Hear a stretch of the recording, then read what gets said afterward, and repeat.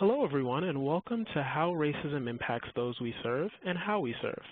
My name is Jason Jones and I'm a licensed social worker here at the Community Technical Assistance Center of New York. I'm joined by my colleagues Dali LeBron, Cara Dinasale, and Yvette Kelly. Before we get started, if you're interested in obtaining continuing education credit for this webinar, you must view the webinar in its entirety and complete the steps displayed. We'll be sure to review these steps before we conclude. Now, I'd like to invite Dottie to get us started. Thanks very much, Jason.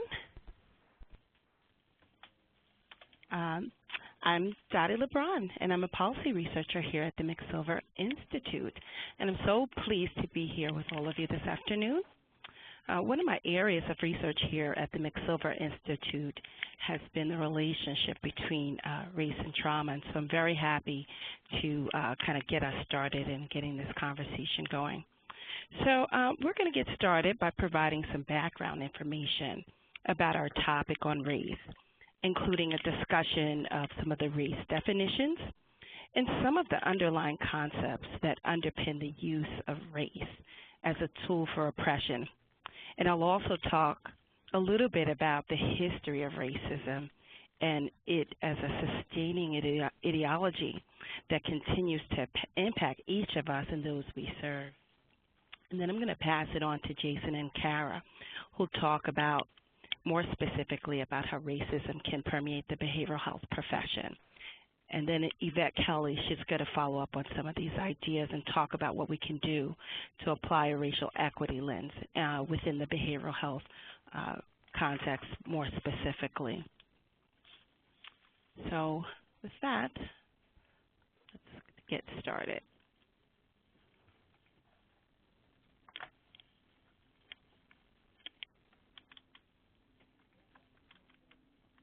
One moment. Okay. Great. Okay. So, what do we mean when we use the term race and we talk about race? And so for many people, when you use this term race, it can evoke very strong feelings depending on the context. The word race can evoke feelings of discomfort and certainly can produce awkward reactions in conversation and can even be considered offensive. So it depends. As researchers, when we begin talking about this concept of race, more and more they've talked about race as a social and a political construct. And so one of the ways we can recognize that race is a social construct is when you think about the fact that one's race can change depending on the region that they're in or what particular society they're in, for example. So thinking of myself, I'm a black woman, and so immediately when you see me, you would categorize me here in America as black. However, in a different society or in a different region, it's not necessarily the case. For example, my husband's family is from the Dominican Republic, and he tells me based on my particular shade of brown that I'm not necessarily considered black. So that's just one of the examples that can help us to understand how race is used as a social construct. And of course, race is also a political construct, and we know that very clearly. Certainly, race has certainly been used to determine who has power and who hasn't. One of the clearest examples of how race is used here in the United States as a political construct is when you think about what we have to do every year in filling out the census, right? And so we use the census data for many different reasons, but the primary reason for the census is for political representation. So we understand that. And so when you look at even our political race, for example, our presidential race that's happening right now, it's very clear that race is one of those factors that's playing a role in all of this. And so we're very much aware of that, but we're very fortunate to be living in a period of time right now where science has helped us to have a better understanding of what race really is and is not. For example, the Human Genome Project which was an international collaborative scientific initiative that got started in 1990, and essentially scientists across the globe were able to map the human genome, and they found that race has no genetic or scientific basis. And so you may have already heard that, but that's pretty exciting information to have because it isn't something that we've always known. In fact, race is one of these things that, you see the difference, the phenotypic differences, whether it be skin tone or hair, and certainly variations in color. Race has been one of these things that it hasn't, we almost intuitively would believe may have some biological significance, but with the Human Genome Project, those questions have pretty much been put to rest.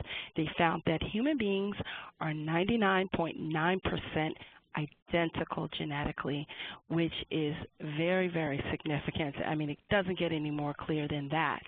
And so even in that very, very slight variation that they did find in the human genome, they found that the vast majority of it was found within the same geographic region. So these would be individuals that you would assume would be the same race in Africa, for example. So as it turns out, right below the skin, we're all just human. However, that's not to say that that science and having that scientific knowledge that it did not change the social significance of race. And so we are all very clear that race continues to have a social significance. And each time that we do this PowerPoint presentation in talking about the impact of race and behavioral health, we feel it's very important to also provide this educational component. And so how do we all get here where race is such an important factor in our lives, or even if it doesn't appear important, it's at play. So right here, this particular slide provides a little bit of information about the history of racism. And so the two individuals that you see are probably two of the most prominent folks that played a role in helping to shape this hierarchy of humanity that continues to exist during the European Enlightenment period, which was during the late 18th century and early 19th century. You had a subset of anthropological thinkers that began to construct what was known then as racism. It was a pseudoscience. And so Carl Linnaeus is the first gentleman. You may remember him from your science class. He's the scientist that talked about genus species. And so he was studying the natural world, looking at botany and different animals. And so he classified the natural world, but then also created a classification for human beings. Depending on their region, their geographical region. And so then you'll also see that Johann Blumenbach, who's the second gentleman there, he was the first to use the term Caucasian. And so these are some of the philosophers that kind of began this.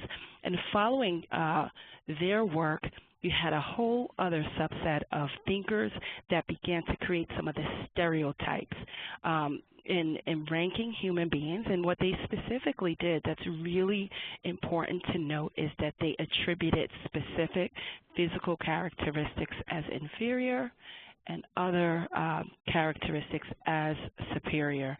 And so right at the top of that hierarchy was Caucasian, which was the white race, and Johann Blumenbach in particular was the first to use the race categories of Caucasian, which was the white race, Mongolian, the yellow race, American, the red race, where they were talking about Indians, Malayan was the brown race, and Ethiopian was the black race. And so that's just a little bit of history there. But it's important to note that during this period, the transatlantic slave trade was heavily underway.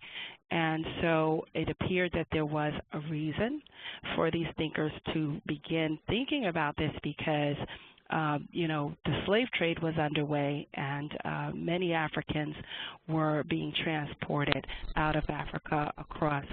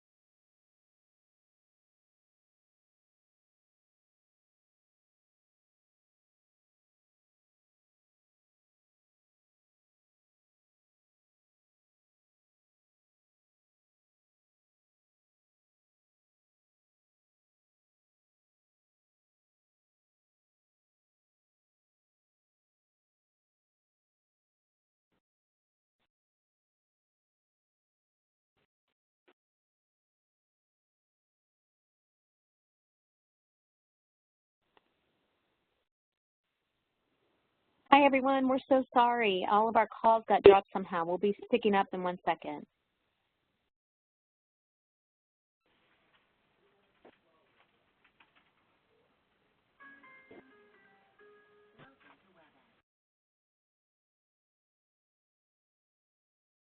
Please bear with us for just a few minutes. We lost our calls. All of our calls were dropped as panelists. We will get right back to the presentation in 1 minute. Thank you so much for your patience.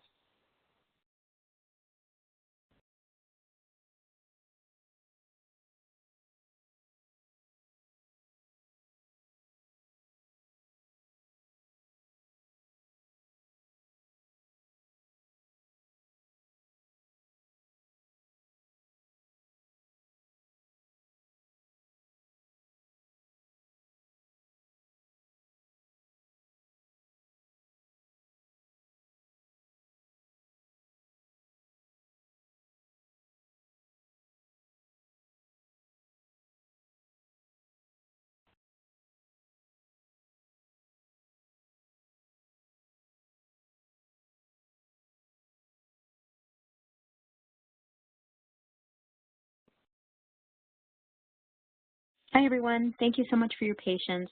We're so very sorry. Somehow all of our calls were dropped.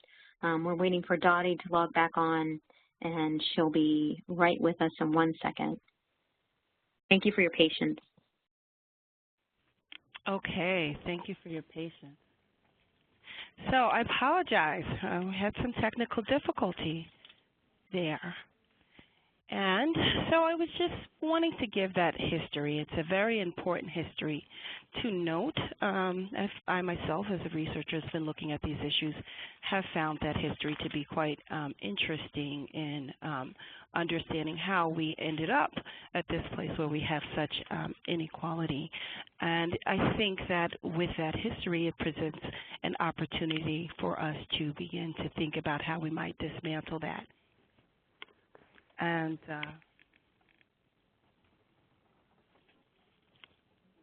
one moment.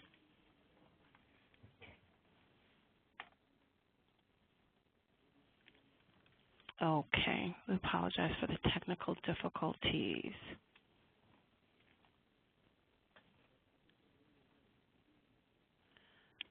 So essentially, racism has been a part of our history, and it certainly has been an ideology that has helped to shape American society and its institutions. And I think most of us are aware of that, but it's important to understand that racism, although it was certainly a thing of the past, it continues to permeate our institutions. And so despite the advances that we have made, and we have made significant advances with the recent civil rights movement, which led finally to the legal protections for blacks in American society, we are very clear that racism continues to be experienced by many, by most of us. And so, you know, one of the clearest examples of how we see it at play, because it is something that is invisible in some ways, is that there are racial disparities that are so apparent. Whether you look at the health outcomes or educational gaps, you can certainly see that the data demonstrates time and again that we do have these disparities, and it's one of the remnants of racism.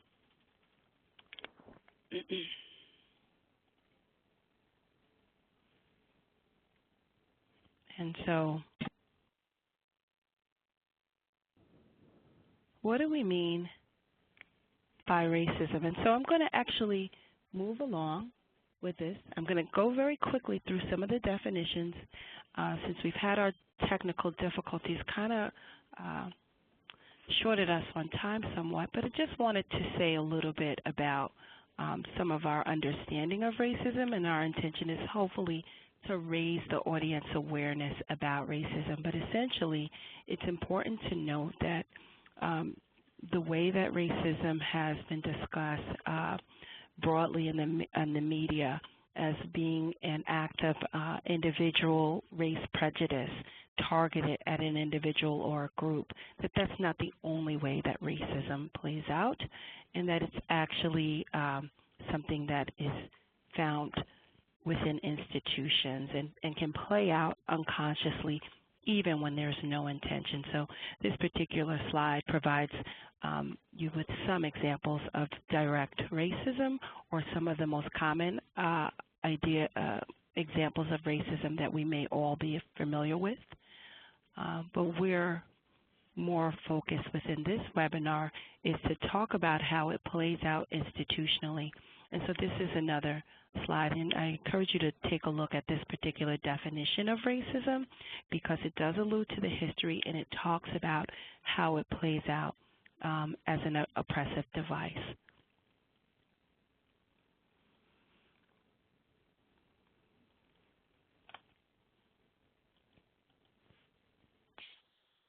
And with that, I'm going to allow for a polling question. We're going to have a polling question. Does racism exist in your organization? Please take a moment to chime in.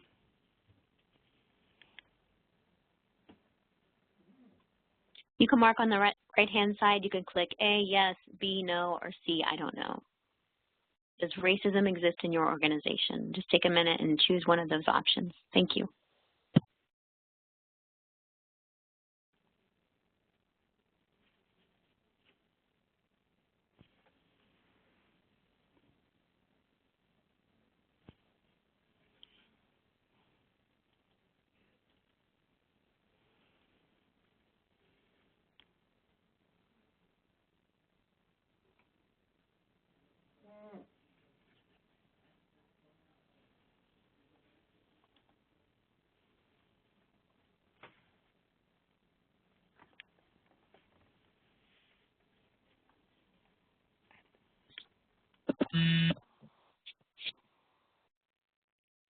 Okay, the results are in, and it seems that the majority of you do think that racism exists in your organization. So this is really important to think about through our presentation today. 35% of you said yes, 10% of you said no, 18% of you said don't know, that you don't know, and some of you weren't able to answer. So thank you for participating.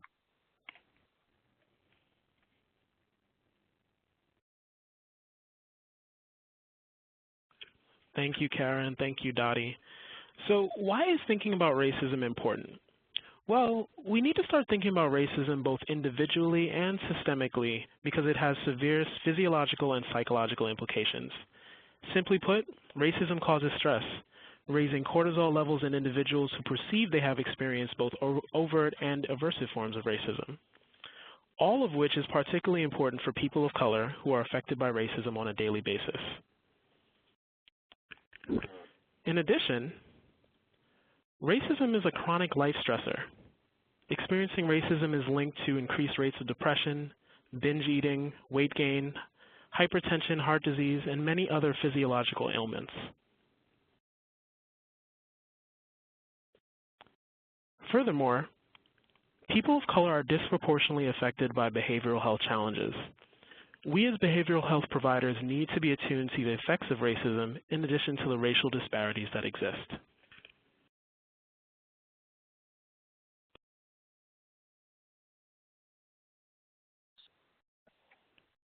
Thank you, Jason. So on that note, we do want to think about the racial disparities that exist. But before we do that, I really wanted to start talking about racism and how it affects us, those of us who are white. And so I just wanted to tell a little bit about myself. I grew up in West Virginia, one of the poor states of our nation, in a second-generation Italian family. At an early age, race and justice were really important to me. My aunt and uncle, who were very affluent, lived in a very fancy neighborhood, and I remember at a young age hearing a comment about people, quote-unquote, moving into their neighborhood. I didn't know exactly what that meant at the time, but I knew it was wrong. I had many other experiences around race affecting family and friends that have influenced my work, both personally and professionally. After college, I moved to the Bronx. Yay, Bronx. I lived there for 5 years, where for once, I was a minority. But I knew it wasn't the same. Why? Because I knew I still had advantage. I had privilege that my friends in the community didn't have. I was also in a relationship with a man who grew up in Harlem. And I quickly learned about the world from his eyes and his experiences. In fact, we were once looking for an apartment together, and as we were being refused, he told me it was because of his race. In disbelief, I pressed the issue and became so enraged, and enraged quite often about his experiences. In my professional work, I found that differences can be embraced, but as a clinician, it became clear to me that distrust of the government was a big theme for some of my clients. And we often had the opportunity to connect that to the distrust in our relationships, and me being a white person, and often they were of different races. And I learned how important it is to talk about race, to feel the pain associated with these conversations, and to take action. So why is thinking about racism important as a white person? This is from, there's a campaign called unfaircampaign.org from the University of Minnesota. They have done some really amazing work. And so this, the information you're going to see in the next few slides is from that. And so it says, is white skin really fair skin? Something as basic as the color of our skin has shaped our lives, opened doors, and put us at the head of the line. Granted privileges, granted privileges we don't even realize we have. We don't experience the daily disadvantages, the looks, the fears, the hassles that thrive in the unspoken world of white entitlement, and that's unfair. And just to continue about that, why thinking about racism is important as a white person is because racism affects us all. Racism affects us as white people. There's something called moral injury that not only people of color experience, but we as white people experience as well. And white people, we can be allies in this fight for equality and justice. We have to join together in this fight to make change. White people can help to stop the whitewashing, that's what I call it. This white culture just takes over by standing up against racism. White people can also honor their own identities and cultural backgrounds to open the space for others. I just want to do a quick chat with everyone and talk about white privilege. So as we're talking about why racism is important as a white person, we're going to have to start talking about white privilege a little bit. So what is that? What is white privilege? If you can just chat in with me over to the right-hand side, there's a chat box. Just chat in with me about what white privilege is. I'd appreciate that.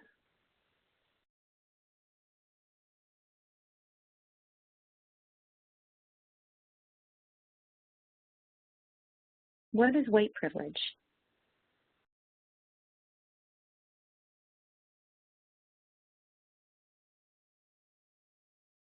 Someone says not being pulled over, ever. Being considered the norm, not the different, exactly. All the unseen advantages white people get that allow them to more easily move through the world, absolutely.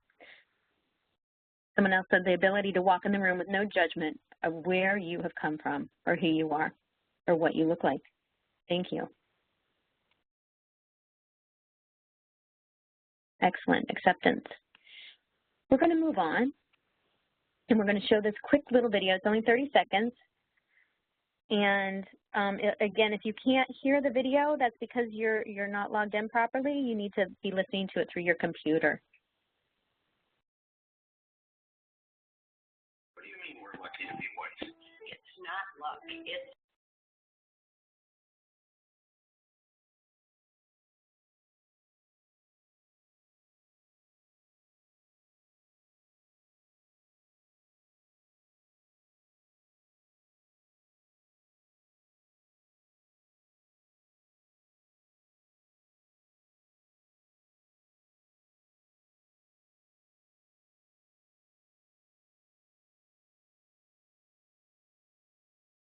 Okay, we're privileged and that's unfair.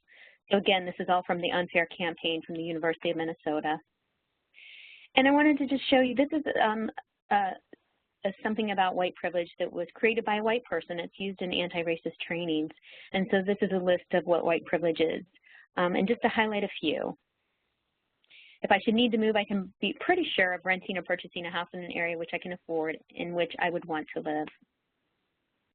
I'm never asked to speak for all the people of my racial group. And I can be sure that if I need legal or medical help, my race will not work against me.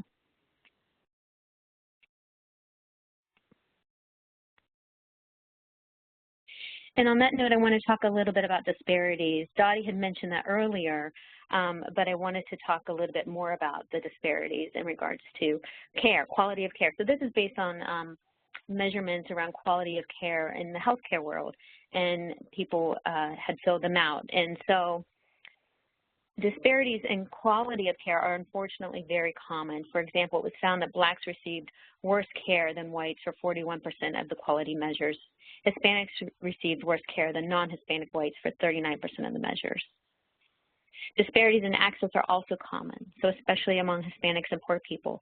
Blacks had worse access to care than whites for 32% of access measures.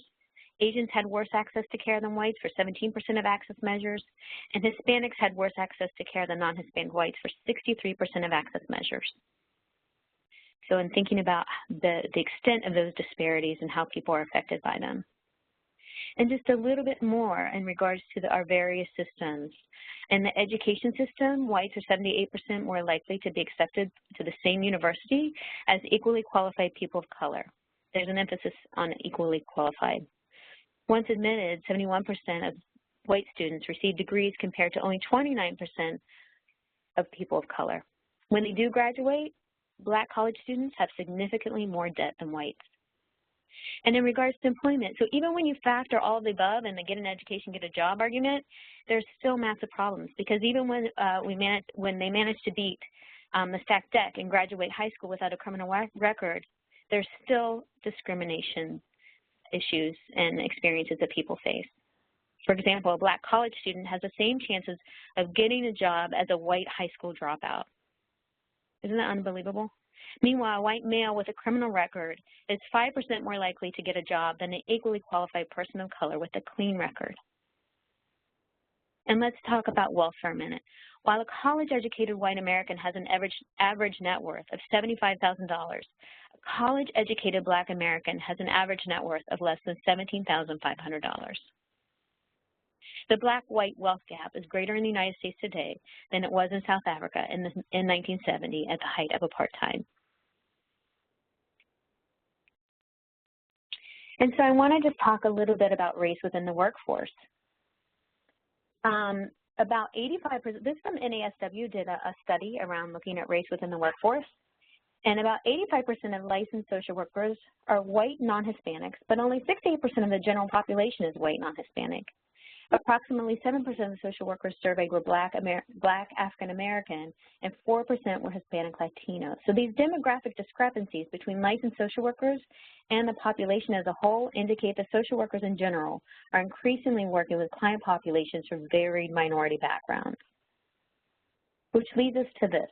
So approximately 85% of licensed social workers in the study reported working with black African American clients, 77% reported working with Hispanic clients, and approximately 49% work with Asian Pacific Islander clients, while 39% reported working with Native American Alaskan clients.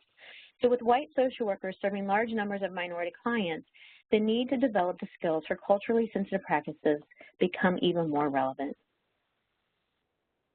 And so what this tells us is that, you know, there is a lot of literature out there, especially in the education system, that if there are teachers and educators who align racially with the students, that the students are more successful. And I think we need to think about this in our work as well. There is a little bit of literature out there about this. But in thinking about racism in our workforce, we're going to move on now to continue thinking about how racism impacts our clients. And then we're going to move on to look at our organizations. Okay, thank you. Thanks, Kara. So how does racism impact your clients? Well, given the data, we can see that your clients of color are impacted by race in everyday interactions and through the institutions that they interact with. However, racial stress doesn't simply go away. It's cumulative, leading to poor health outcomes. And we've also noted that race plays a role in each aspect of your clients' lives, both outside and inside the therapeutic relationship. We as providers are not immune to racial microaggressions or racial insults. And we actually urge you to discuss racial implications, racial differences, as well as the differences that you experience within the setting with the clients. We think that it'll build trust within the relationship. You know, I often think of my time as a clinician at the Furman Counseling Center at Barnard as one of the only clinicians that identified as a man and as a black clinician. I often discuss gender differences. It's something that I was taught to easily discuss, something that I should bring up early, but I never really talked about race, which was something that was in the room every day. And I think that just highlights our reluctance to talk about race, and also how we're taught as behavioral health professionals.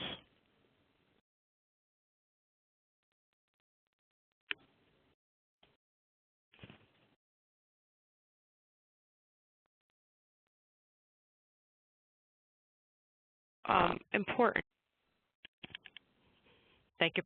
And so I think while we recognize that it may be very difficult for providers to have conversations with their participants, I think we find it essential in order to acknowledge and address the environmental racism that has had such devastating consequences for some of society's most vulnerable populations.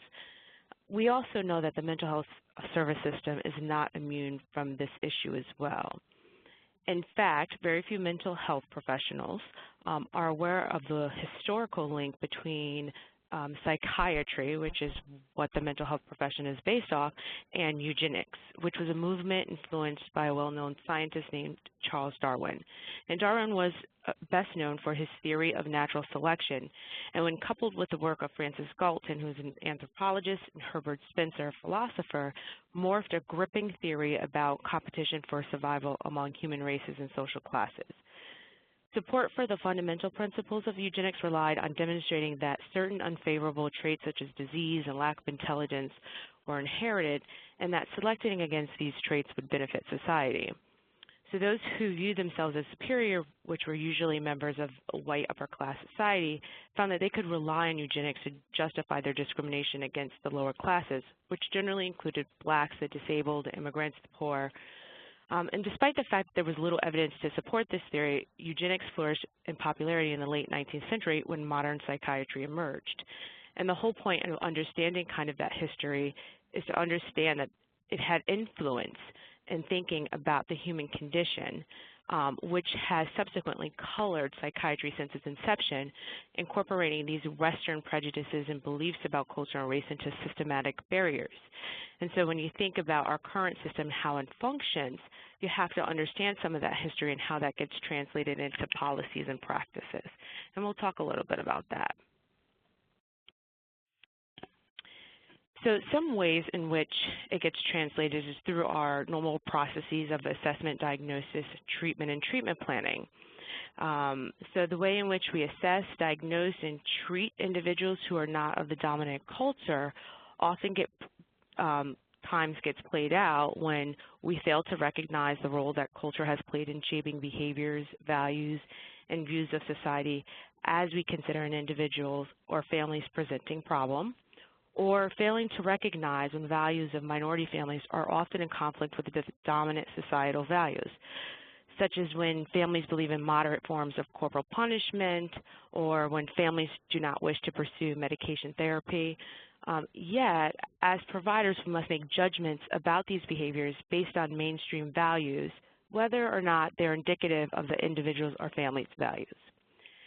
When it comes to diagnosing, we also have to have some understanding and acknowledge that when placing labels on behaviors, that some of these behaviors are adjustments to being different and having a set of experiences in which your self-worth is always questioned and always played out in the media for you to be reminded of that. And so when you're thinking about that in terms of treatment and treatment planning, and I think the slide that Kara kind of reviewed around how many social workers there are in the helping profession in terms of the racial demographic, I think we acknowledge that there are far more culturally diverse individuals who are in the field of treating people. So oftentimes there are individuals, providers, who lack cultural sensitivity, which often lead to treatment services that are not relevant and or helpful, which has other implications for working with people with diverse backgrounds. And so I'll share a personal experience of myself and how that kind of gets played out. And so I am African American, and when my daughter was about 2 years old, I had the need to have her seen by a dermatologist for a skin condition. And so I went to my pediatrician and was referred to a pretty good dermatologist. And so I arrived at the office with my child and explained the issue that I was having. And the dermatologist looked at the condition and felt, that there was, gave me a diagnosis and thought that it would be important that I tried a type of treatment with a particular medicine. And, it seemed everything was going fine until the dermatologist acknowledged that I would need to put that medication in my child's hair every day when I washed her hair. And for those of you who don't know, African Americans typically do not wash their hair every day. So at that particular point in time was when I recognized that that was not a doctor who was culturally sensitive or culturally knowledgeable about my culture. And so as I walked out of that door, I essentially threw the script in the trash, never to arrive again, and actually never to seek out another dermatologist in my area again to assist me with that issue. And that, again, is typical of what happens in a lot of different service systems. And so thinking about that really helps us understand around how sometimes those types of just not really understanding how to work with diverse populations really leads to some ineffective models of care for racial and ethnic minorities, contributing to a number of economic, educational, and health disparities that has consequences for a society as a whole.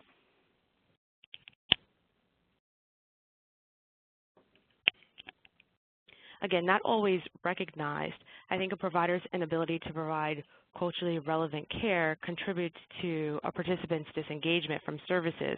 So if we utilize the example that I used regarding the dermatologist, as I mentioned, I walked out of that office never to arrive again. And so that's, again, not uncommon of the behaviors that we see in mental health treatment. And I think especially in this day and age where we are, the healthcare system is really focused on engaging those really hard-to-serve communities and at-risk groups and really trying to bring them in for services when they really need them, I think we need to step back and think about how it is that our behavior might be contributing to some of the disengagement that is happening with some of our clientele. We know that culturally relevant treatment demonstrates the understanding of cultural differences in not just treatment design, but implementation and evaluation as well.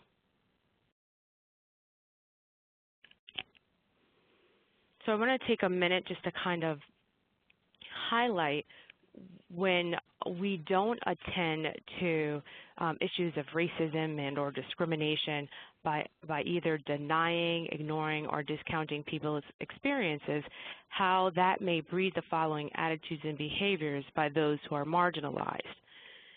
These attitudes and behaviors are important to recognize because as providers, we sometimes make judgments about the individual and our family and assign blame-based labels such as resistant, non-compliant, self-destructive, self-sabotaging, difficult, without considering alternative perceptions.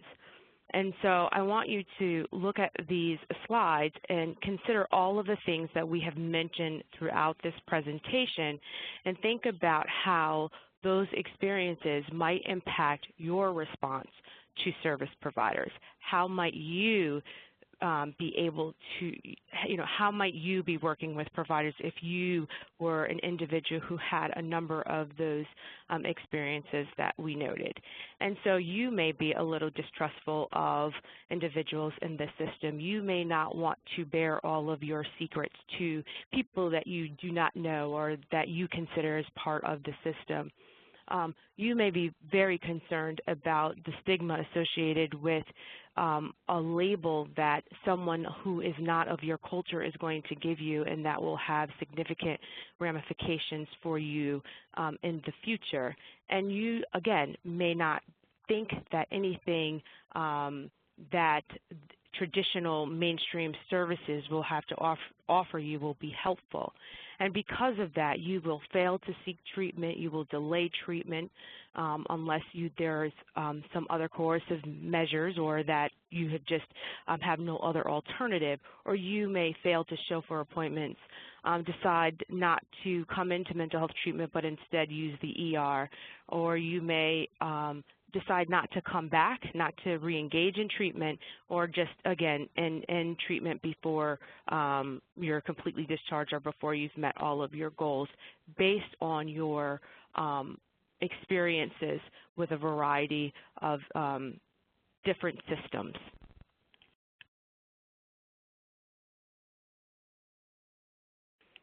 So ultimately the question is, what can organizations do?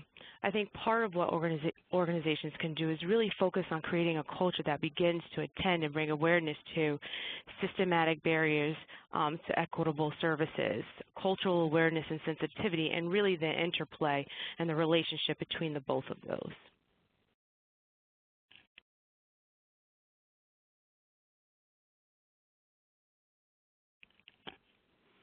You can do that by examining the organizational culture of your agency. So what are the values, views, traditions that have been woven into the philosophical fabric of your agency? Have these values been considered in the context of how they either contribute to or detract from equity in service provision? And again, let me mention that sometimes these things are not intentional or obvious, that sometimes you do these things unknowingly. And so it does require sometimes that you take a step back and think about, are these policies and practices that really speak to denying someone access or privilege based on the color of their skin or based on a factor related to some philosophical view about beliefs about prejudices and discrimination.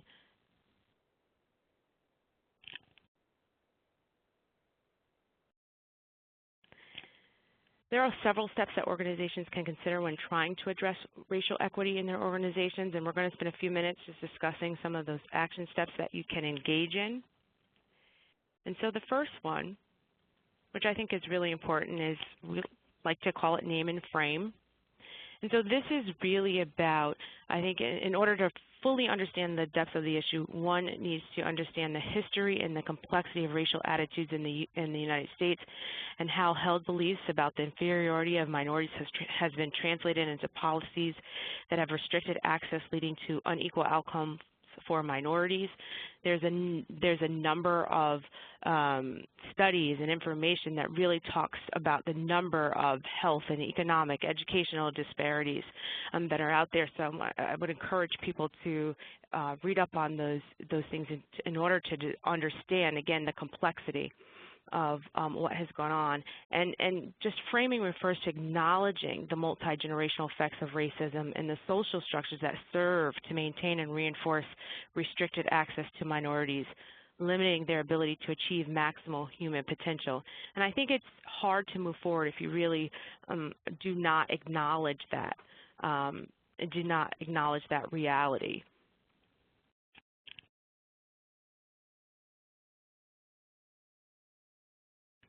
I think once leaders are able to frame the issue, then you're better able to engage in efforts to raise awareness of racism and its impact on those affected among staff.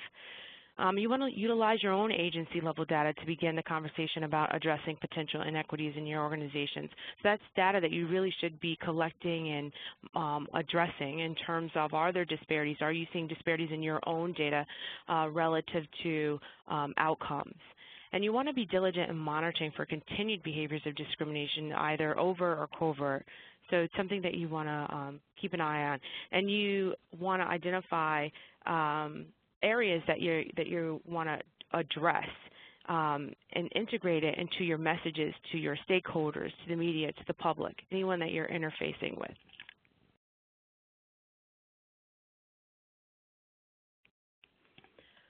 You want to invest in learning for your staff that deepens one's knowledge and understanding of the cultural backgrounds and lifestyles of various racial and ethnic groups. So you want to consider what training or experience does your workforce have in working with a variety of diverse backgrounds. What type of training and support does your organization offer to support a practitioner in becoming more culturally sensitive when delivering services? Do you educate your staff on the relationship between race, social, and health disparities? Do they have an understanding of why people are disadvantaged that goes beyond the personal attributes of an individual? What prejudices, biases come into play when confronted with ideas about racism? And do you challenge your workforce thinking about specific stereotypes they hold? And so how do you support them in their learning around this issue? How do you increase their understanding, and how do you support that? So how do you help them beyond this kind of lifelong process of understanding their own behaviors, their own attitudes, their own upbringing, and again, as Kara had mentioned, their own privilege, how that has contributed to the person they are and how they might bring that along with them and how they might begin to work with their clients differently with a different perception of some of the struggles that minorities may have.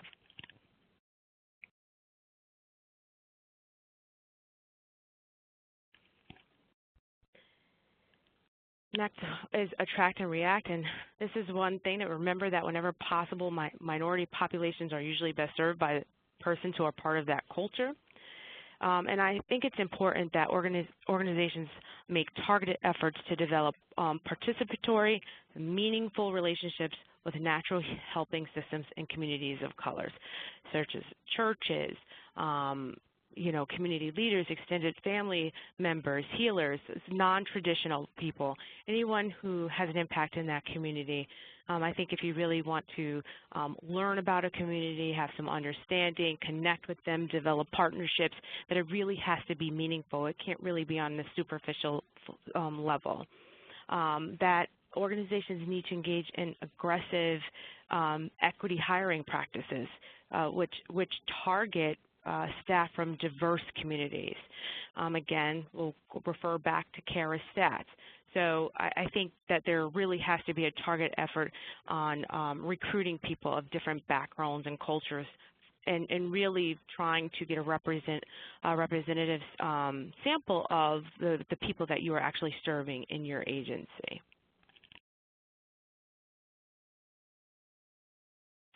And lastly, we talk about threading and embedding. And the point to this is that in order to change organizational cultures, leaders will need to make a true commitment to changing the systems and structures in their agencies that undermines racial equity. So understand that change is hard and adopting new behaviors takes time. So remember to be diligent in setting benchmarks and measuring your progress, to commit to the change, to articulate the connection between new behaviors and your organizational progress and success and what you're trying to get to, and really the importance around it. And again, going back to how this really impacts all of us, and why it's really important for all of us to be working towards the advantage of everyone. And so with that, I'm going to hand it back over to Dottie, who will talk to us a little bit about some resources in terms of looking at some things that some states have done differently to really address the racial equity.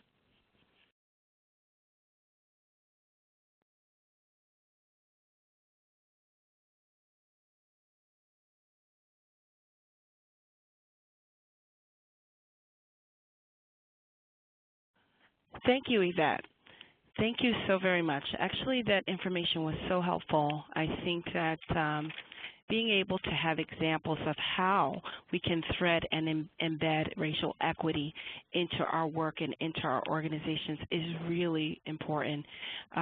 Here at the McSilver Institute, we ourselves have made a point to make sure that we're accessing expert resources to build our organization so that we might, in fact, address racial equity principles and to be careful that we are not, in fact, replicating the racism that tends to be embedded within systems, and to try to be as equitable as possible. And so the slide that you have in front of you provides one of the examples of how the state of Texas went about trying to change the way that child welfare removals occurred throughout the state in recognition of significant disparities, racial disparities with respect to the children that were in foster care. And so they essentially did take advantage of a number of the concepts that Yvette discussed. And so within this slide, you can see what some of the things they did. And it was very important to look at the leadership, for example, in developing a culturally competent workforce and training defined by anti-racist principles being very, very important. And so they were actually able, it's very important to understand the power of it, they were able to reduce the disproportionality between white children and children of color in the state of Texas with respect to child welfare removals for children of all races as a result of the actions that they took during I believe it was 2011. So that's just one of the examples that we wanted to point out to you, and you should also know that the Casey Foundation has been funding this racial equity work. And the second slide also looks at an attempt to look at how child welfare decisions at the court level are affected by bias, for example. And so the Casey Foundation has funded a study that has looked at Los Angeles, Omaha, Nebraska, and Portland, Oregon, and looked at how the judges make their decisions. And they developed a process which is at the preliminary protective hearing stage, where they created a benchmark to provide an opportunity for the judges to think about their decision-making process in an effort to address the inequity. And so take a look at that, and this will give you some ideas on how an agency might begin to create inquiry within the agency to begin to change the framework and the value systems. Also, we wanted to actually leave you with a set of resources. We have worked at the McSilver Institute with two of the organizations that are listed here, both the People's Institute for Survival and Beyond, and also Crossroads Anti-Racism Organizing and Training. We've worked with them directly, and it's been very, very helpful to us as we continue to think about these issues here at the McSilver Institute. And I also want to encourage our listeners to take advantage of a simple test that you can do right at your desk. It's called the Bias Implicit Test, and you'll see the link for that. It will help you to understand what biases you may have, and it's illuminating and quite interesting. We've done that here at our staff, and it's provided an opportunity for conversation, and really conversation around these topics is the starting point for certain. And so I'm happy to share that. Thank you, Dottie. I just want to chime in really quickly, everyone. You know, we kept talking about, as presenters, how do we want to end this conversation? And we realized that we don't really want to end it, that it's really just the beginning of a conversation for us with our CTAC audience. and that we'd love to continue it. So what we're going to do is we're going to email everyone who registered for this event to continue the conversation. In about 2 weeks, we'll offer 2 different days and times for you to join an office hour, open office hour, if you'd like to continue this conversation with us, because that's what it's really about. And please feel free to reach out to us individually if you have specific questions or concerns. I've really enjoyed chatting with quite a few of you during today's presentation. You're asking really thoughtful questions and really thinking about this work moving forward. So if you'd like to reach out to us, we can set up a phone call if you'd like some privacy. Otherwise, please join our conversation in the next few weeks so we can continue the discussion. Thank you so much for participating with us today. We really appreciate it. You're an amazing group of people. We continue to be in awe of all the hard work that you do for people who are in need. And so again, to obtain your continuing education hours, so after you have to register, and then you'll go to your registration at the top of the page. Next to the name of the webinar you attended, you will see Take Assessment in red.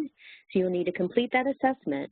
And then once you're done, you'll be directed on how to download your CE certificate. If you have any questions, you can call that number 212-998-5973 or email them at silver.continuingeducation@ny.edu.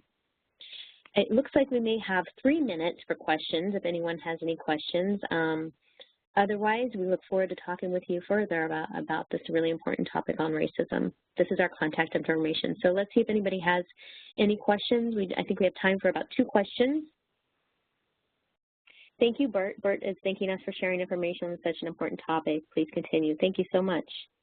The site to take the test is, I'll go back to that. And you are going to get these slides. We're going to post them. It's the implicit bias test. So it's implicit.harvard.edu. It's right there, the bias implicit test. There's also a BuzzFeed down in the bottom of the resource page, a BuzzFeed video about taking the implicit bias test. So if you wanted to do this in a staff meeting or something, we highly encourage that. And you may want to watch the video first and then take the test, or take the test and then watch the video after. There's also the privilege walk, which is something you could do as a group and continue to have these important conversations. Any other questions? I'm going to look to my colleagues. Jason, Dottie, or Yvette, do you have any last thoughts or last words? No, I just want to thank everyone for joining us today. Absolutely. It's been a wonderful discussion. Thank you, everyone, for your thoughtful responses. We do hope that we can really continue this conversation. Yes, we'll talk to you all soon. Have a wonderful day and look forward to continuing the conversation as well. Take care, everyone. Bye-bye.